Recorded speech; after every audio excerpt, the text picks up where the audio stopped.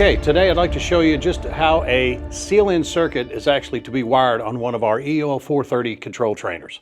So as you can see, we have a start and stop station here. We also have our power supply coming in from this point, and then we have power going through our control transformer up to the start and stop terminals. When you're wiring the start and stop station, you want to make sure that when you're wiring in the seal-in portion of it, that you are connecting from the load side of the stop, going through the sealed in contacts, and then connecting again at the load side of the start. That is key in ensuring that your circuit is going to work properly. So let's see what that looks like. I'm going to step over here and kick on our disconnect. And then when I hit our start button, as you can see, this is a momentary set of contacts, but I didn't have to hold it in to keep the light on. It's sealed in. Now when I want to release it, I hit our stop button and that releases it.